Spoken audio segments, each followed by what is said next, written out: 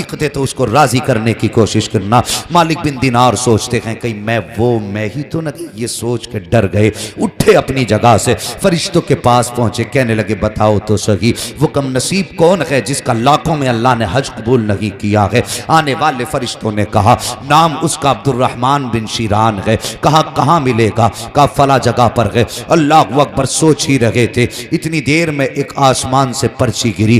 गिरने के बाद उसमें लिखा था मालिक, कहा उसमें लिखा था मालिक बिन दीनार। कहा जी।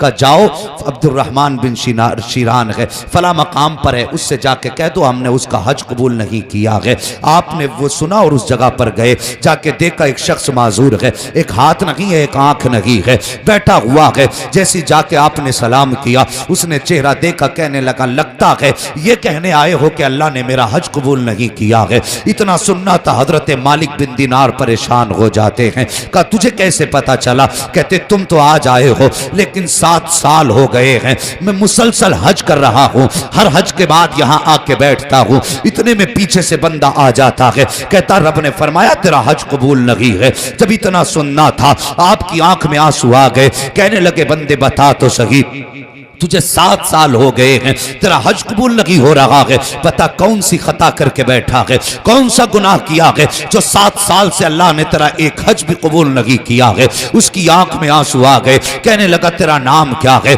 हजरत मालिक बिन दीनार ने कहा था मुझे मालिक बिन दीनार कहा जाता है, मैं हुजूर की हदीसें बयान करता हूँ। इतना सुनना था अब्दुर्रहमान बिन शीरान की आंख में आंसू आए, कहने लगा अगर इतना नेक है तो फिर मेरा दर्द दिल भी सुन ले। कहा बात क्या है? कहा मेरी माँ मुझसे नाराज है, इसी वजह से अल्लाह ने 7 साल से मेरे हज मेरे मुंह पे मार दिए हैं। कब बता तो सही, अगर 7 साल से अल्लाह मुसलसल तेरे हज को तेरे मुंह पे मार रहा है तो फिर पहले जाके माँ को क्यों नहीं मना लेता है? अब्दुर्रहमान बिन शीरान कहते हैं कि मैं आने वाले मैं अपनी माँ को कैसे मनाऊं, मेरी माँ है कि मानती नहीं है, राजी नहीं होती है। का कौन सी खता करके बैठा है? का ये तो मैं नहीं बता सकता हूं। अल्लाह अकबर, का खता ही इतनी बड़ी है कि बताते हुए कलेजा कांप रहा है। कब मेहरबानी कर, तू तो अल्लाह का नेक बंदा है, मुस्तफा की हदीस से बयान करता है, इतनी मेहरबानी करते मेरी माँ के पास मुझे ले चल, मेरी खताएं बख्शवा दे। का तेरी माँ कहाँ है? का वो भी हर साल हज करने के लिए आती है।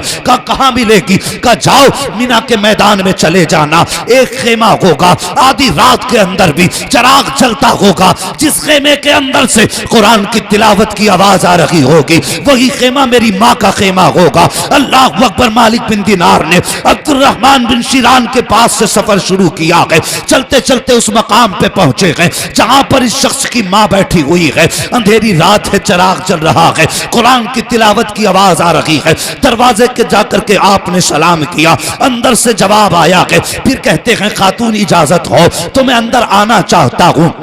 अंदर से आवाज आई, कौन है तू, कहां का रहने वाला है? आवाज दे के कहते हैं मुझे मालिक बिन दीनार कहा जाता है, मैं हुजूर की हदीसें बयान करता हूं। अंदर से आवाज आती है आजा अंदर आजा, इजाजत है। जैसे आप अंदर गए हैं माँ के चेहरे पे कपड़ा पड़ा है, खातून गर्दन झुका के बैठ जाती है। आप जाके कहते हैं माँ एक बात का जवाब दे। कहा क्या बात है? क्या तू हज करने अकेली आई है? कहा हाँ अकेली आई हूं। क्या तेरे पास औलाद नहीं है? इतना सुनना था माँ की आंख में आंसू आ जाते हैं। कब मैं बेऔलाद तो नहीं हूं, खुदा ने मुझे एक बेटे से नवाजा है। अल्लाह अकबर। फिर आप कहते हैं माँ बता तेरा बेटा कहाँ है?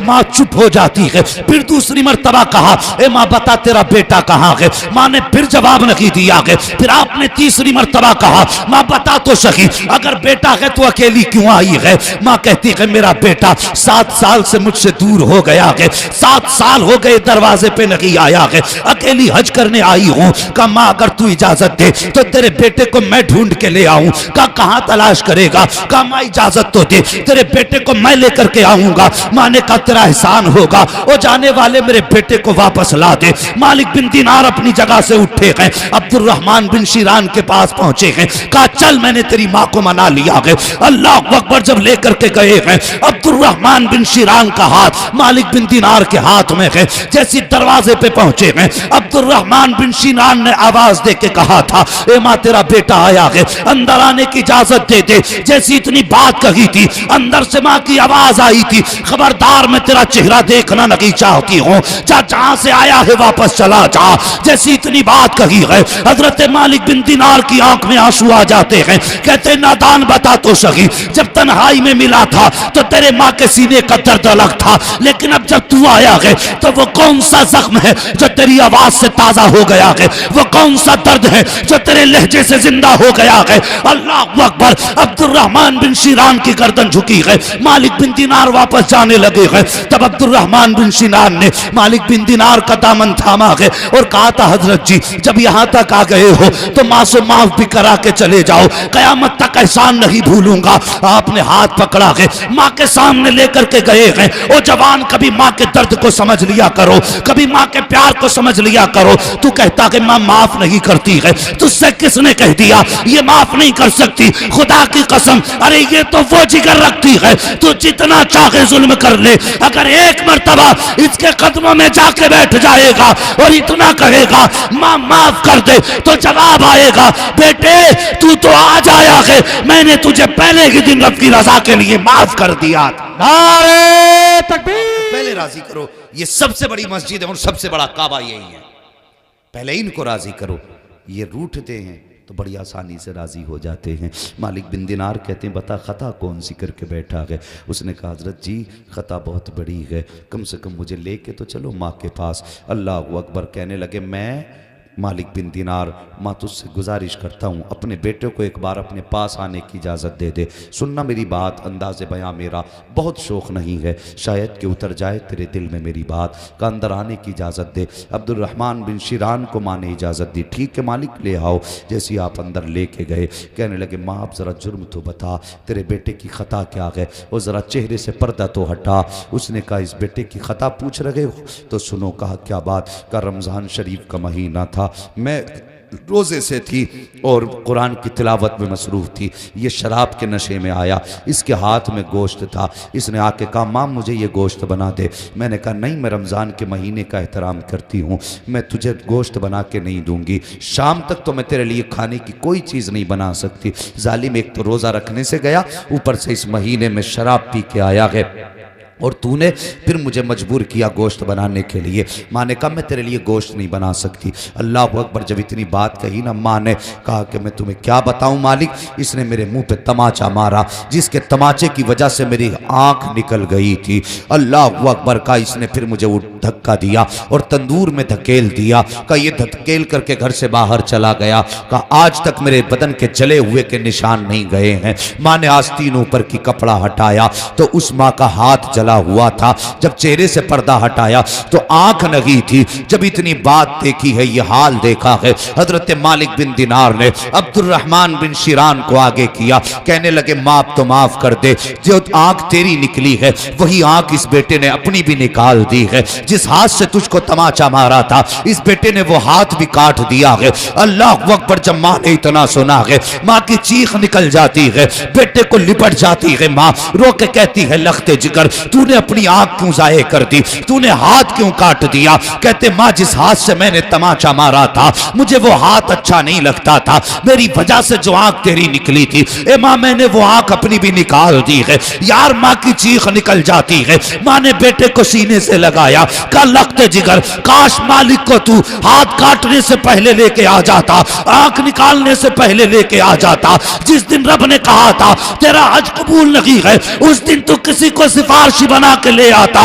ए बेटे, तेरी आंख भी बच जाती, तेरा हाथ भी बच जाता। ए मेरे लखते जिगर, मैं माँ हूं, मैं तो तुझे उसी दिन माफ कर देती। जैसी माँ ने अपने बेटे को सीने से लगाया, तड़प के कहा था, या अल्लाह गवाह हो जा, मैंने अपने बेटे को माफ कर दिया है। मालिक बिन दिनार जा रहे थे, इतने में आवाज आती है, ए मालिक इतना काम और करता जा, इससे कह दे आज इसकी माँ ने इसकी खता को माफ कर दिया है। हमने माँ के सदके में इसके सातों हज्जों को मकबूलियत का दर्जा अता फरमा दिया। नारे तकबीर, नारे रिसालत, उलमाए अहले सुन्नत, मसलके आला हजरत हजरत अल्लामा मुफ्ती हम्माद साहब किबला, नारे तकबीर, नारे रिसालत। अगर माँ बाप नाराज हैं तो सारी इबादतें रोक दी जाती हैं। ये तभी कबूल होंगी जब ये राजी होंगे। अगर ये नाराज हैं तो फिर हज जैसी इबादत भी कबूल नहीं। अल्लाह के बंदों कभी सोचो, सोचो, बात बात पे, जायदाद पे माँ बाप से झगड़े, पैसों के बंटवारे पे माँ बाप से झगड़े, और कैसे ज़िंदगी गुजरेगी ये है? क्या उस बाप को हार्ट अटैक नहीं होगा जिसने सर्दियों में तेरे लिए सर्दी को सर्दी ना जान के तेरे लिए रोज़ी तलाश करने निकलता रहा? और उसी बाप को जब औलाद ये कह के धक्का देगी तुमने हमारे लिए किया क्या है, तो उस बाप के दिल में दर्द नहीं उठेगा? लोग कहते हैं हार्ट अटैक से मौतें ज़्यादा हो रही हैं, 30-40 साल के लोग ज़्यादा मर रहे हैं, तो उसकी वजह भी सुन लो।